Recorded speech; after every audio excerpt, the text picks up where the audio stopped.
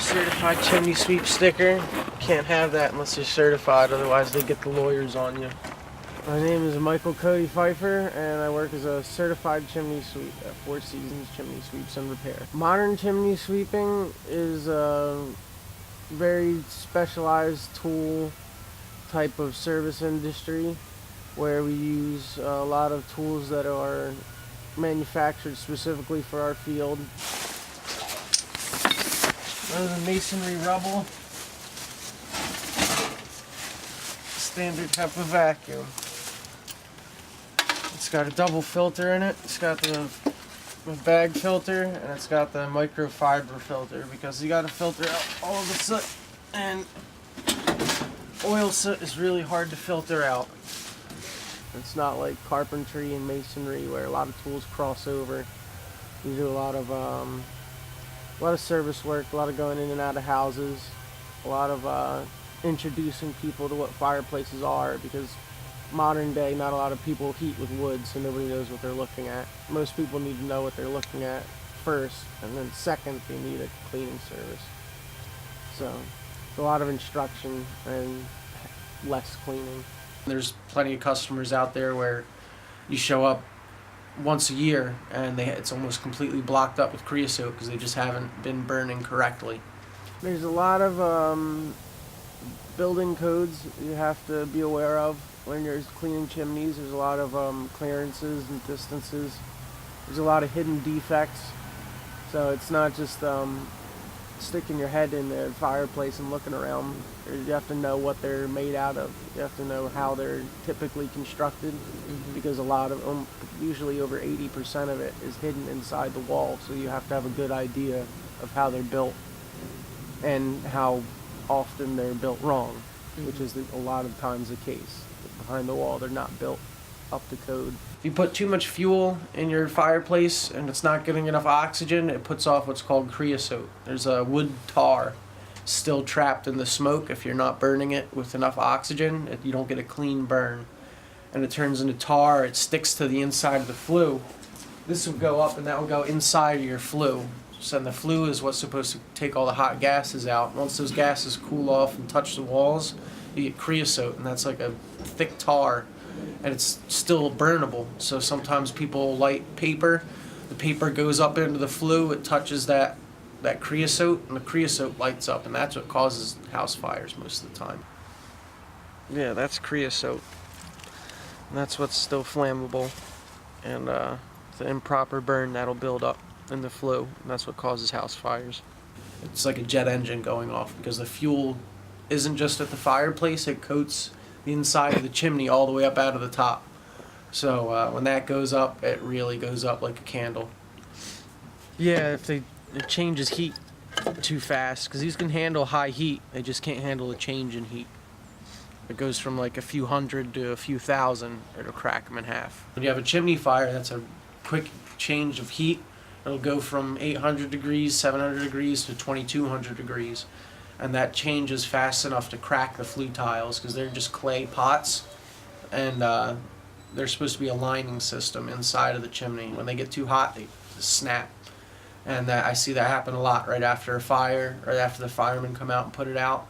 We'll come out and inspect it, and the whole flue is cracked because of the extreme heat.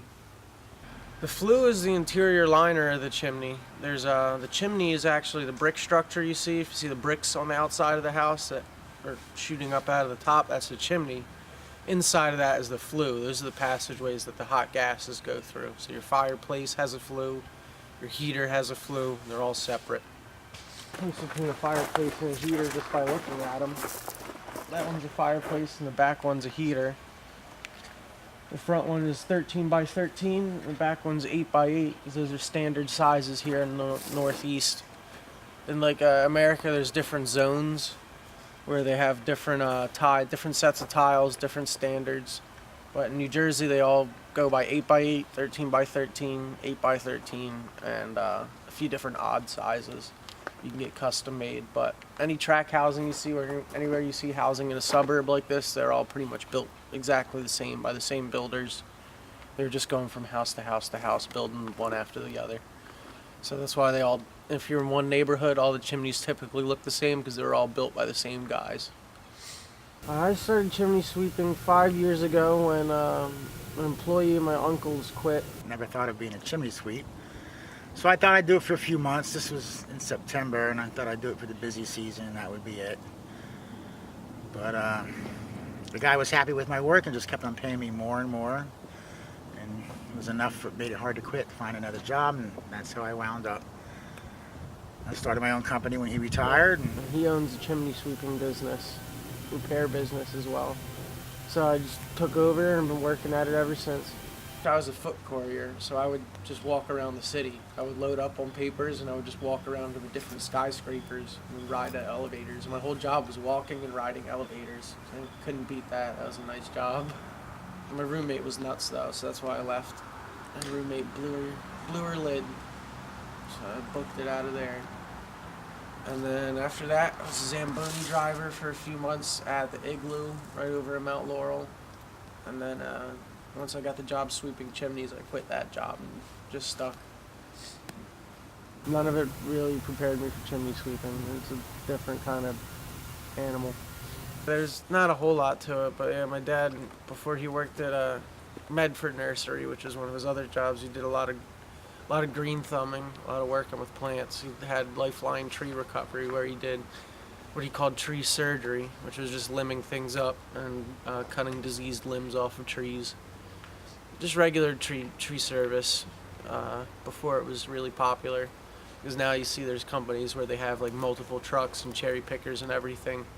This is back in like the 90s, before everybody had large established businesses, so there was a lot of do-it-yourselfers cutting down trees, and he was one of them. We still have the sign from it. Tree house my dad built with us when I was 14 or 15. I have no idea why. We used to have a tree house in one of the trees in the corner, and we took that down and just decided he wanted to upgrade it, so he built a giant room up in the trees. And it's seen a lot of different junk. Put a rear projection TV in there. I don't know how we got it in there. Angled it through the door somehow. But now it's all falling apart. You can see the railings falling in. That whole front platform, you can't step on it. It will collapse. It's a home for wayward possums now. We don't have any insulation up in there. A lot of the windows are smashed out now because of animals. We've been ripping it up. Yeah, that was the spot for a long time.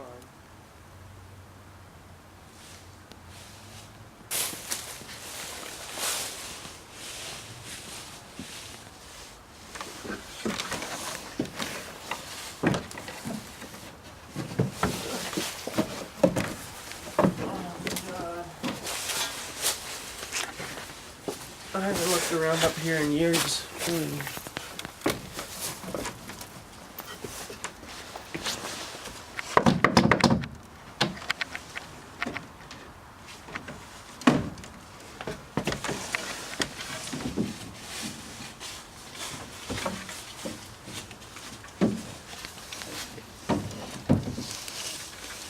There we go.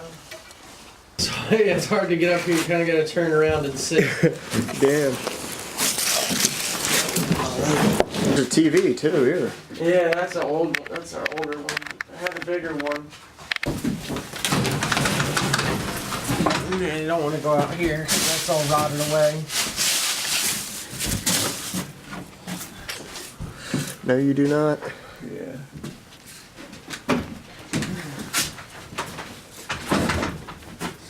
I got the zip line out there that went from our tree down to here. That's You cool. see the rope out there? It's hanging. Ugh.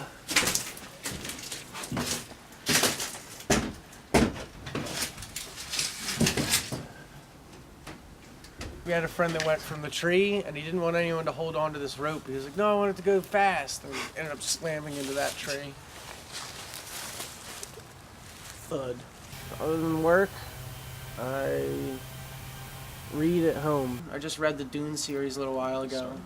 Dude, Dune is that's an awesome sci-fi series. Frank Herbert is really great.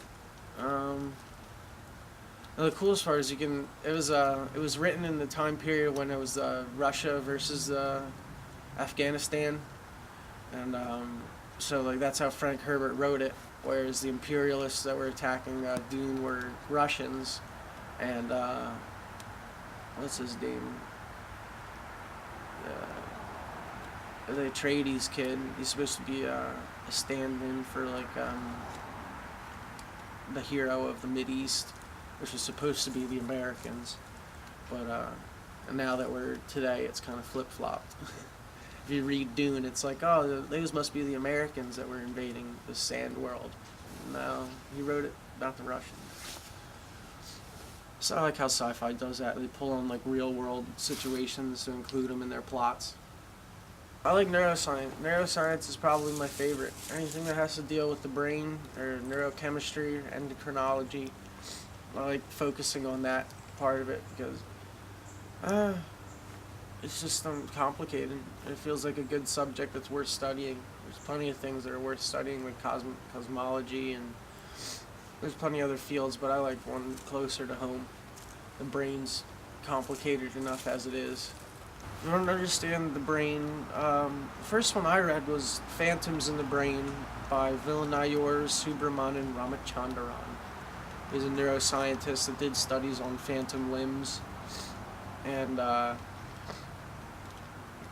I mean, that's how a lot of neuroscientists learn about the brain, is through damage to it. And you don't learn too much by looking at a normal brain, except that it's functioning normally. So any books that have to deal with brain injury, you're going to learn a lot about how the brain functions. School is the same as everybody else, going through middle school and high school. I tried community college because I was going to do something with chemistry or hard STEM science, but I decided I wasn't going to do college. It was like high school 2.0, and I was like, I'm not going to sit through this. And then I just fell backwards into chimney sweeping. My uncle had the business, and he needed a worker, and I thought I'd do it temporarily. But it turned out to be an okay profession. What are your plans for the future with this? To give it to Cody when he's ready, when I retire. Or if I die, he can have the whole thing. I got my own conditions for it. I mean, I might take over the business. If I wasn't taking over the business, it might be something I don't want to do the rest of my life. But since I might be able to own the small business myself, sweeping chimneys, it's probably going to be something I'm doing the rest of my life. Being my own boss is definitely something I look forward to, because having a boss is very tough. It's always tough, no matter who it is.